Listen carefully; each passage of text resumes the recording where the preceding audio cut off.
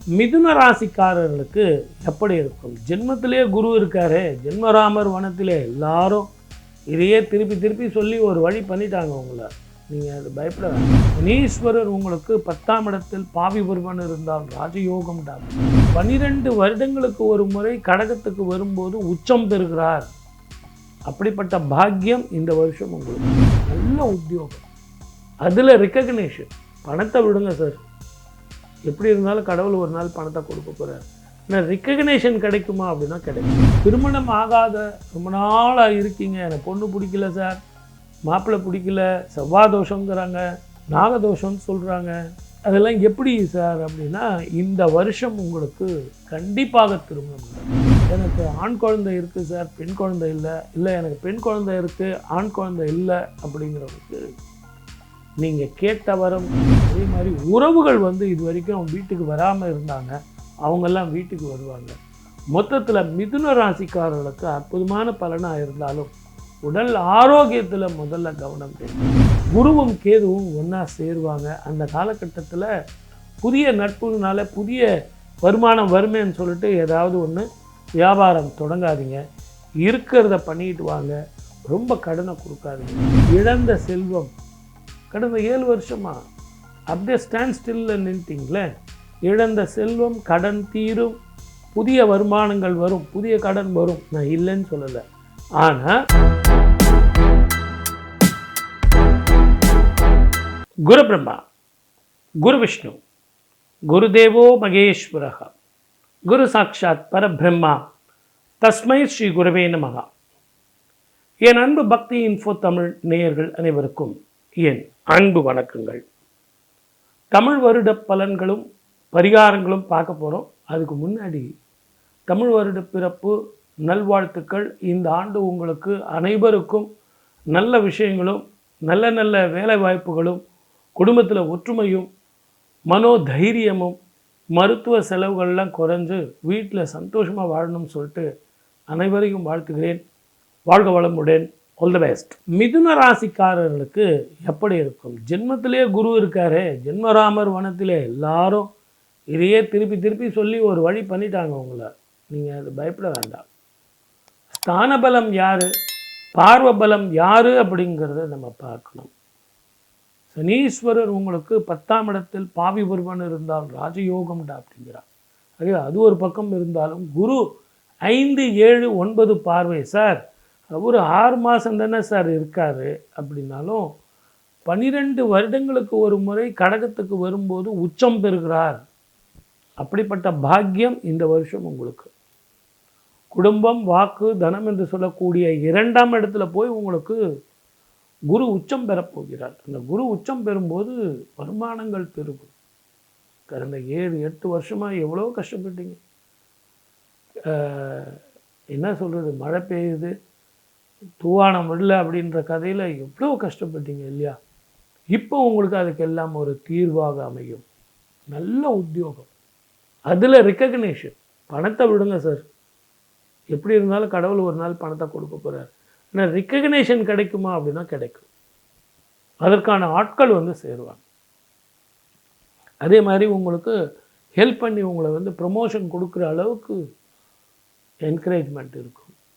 திருமணம் ஆகாத ரொம்ப நாளாக இருக்கீங்க, எனக்கு பொண்ணு பிடிக்கல சார், மாப்பிள்ளை பிடிக்கல, செவ்வாய் தோஷங்கிறாங்க, நாகதோஷம்னு சொல்கிறாங்க, அதெல்லாம் எப்படி சார் அப்படின்னா இந்த வருஷம் உங்களுக்கு கண்டிப்பாக திருமணம் நடக்கும்.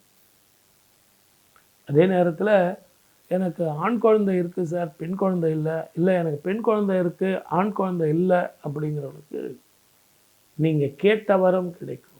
வீடு கிடைக்கும், வாகனங்கள் கிடைக்கும், குழந்தை பாக்கியம் கிடைக்கும், நல்ல படிக்கிற பிள்ளைங்க உங்களுக்கு பிறப்பாங்க, சத் சந்தானம் உருவாகும்.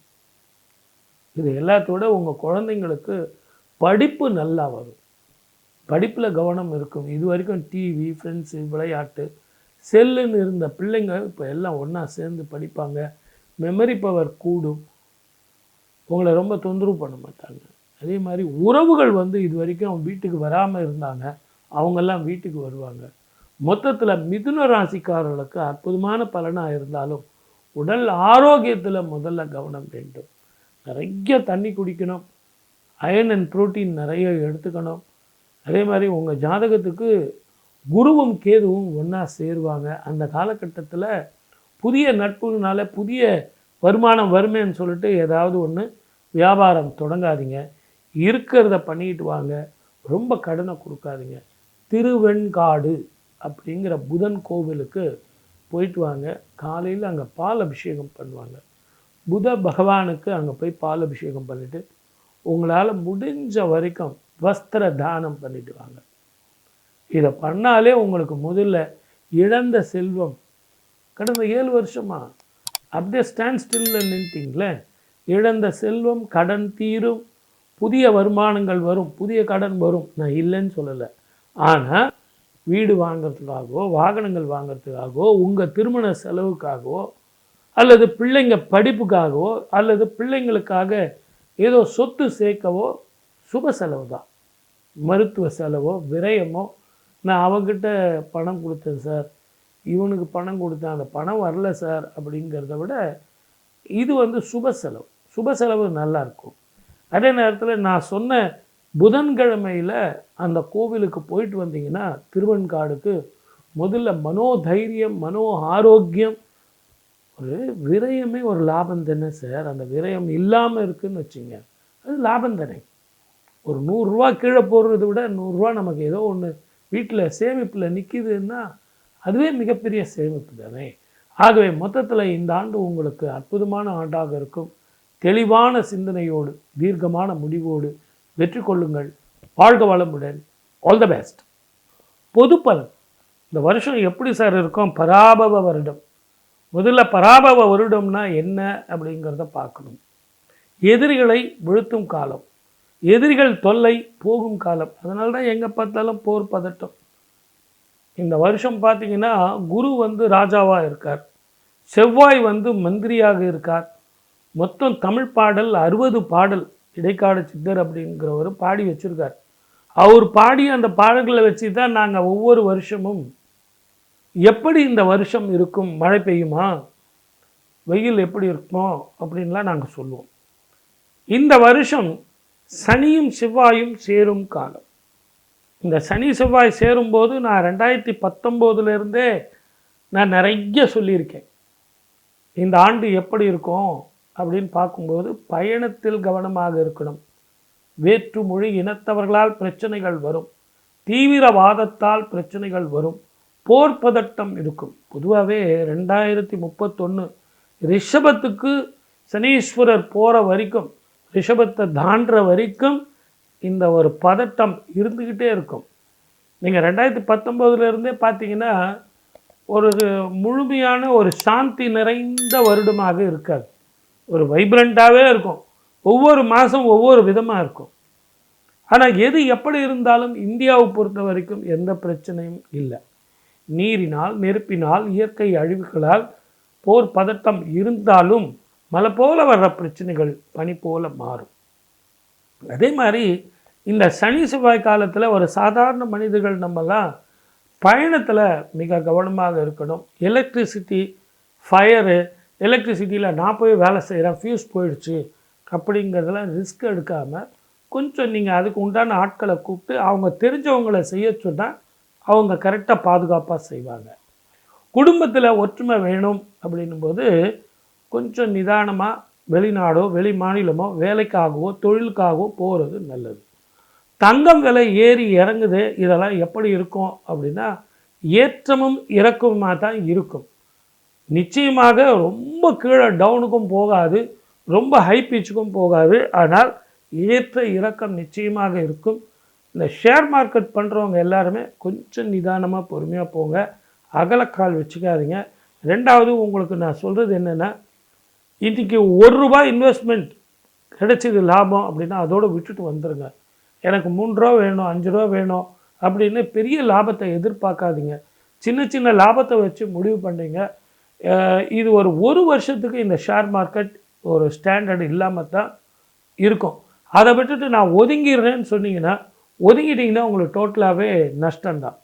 ஆகவே சின்ன சின்ன வருமானத்தை பார்த்துக்கிட்டு ஷேர் மார்க்கெட் பண்ணுங்கள். நான் அவனை நம்பினேன் இவனை நம்பினேன்னு சொல்லிட்டு புதிய புதிய தொழில் ஆரம்பிக்கிறத கொஞ்சம் தள்ளி போடுங்க.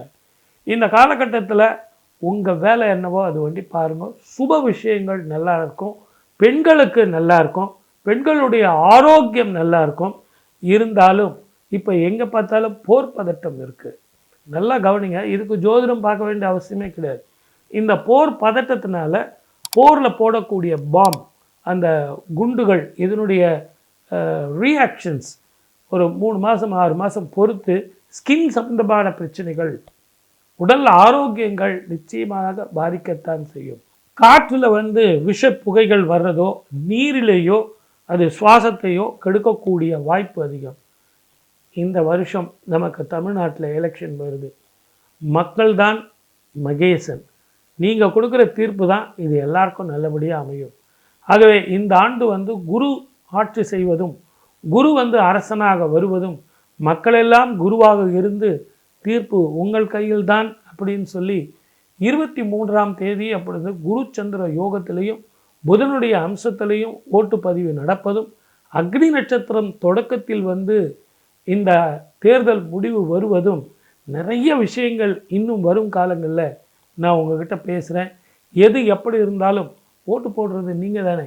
நீங்கள் போடுற ஓட்டு தான் மக்கள் தலைவர்கள் வருவார்கள்னு சொல்லி வாய்ப்பளித்த அத்தனை நல்ல உள்ளங்களுக்கும் நன்றி.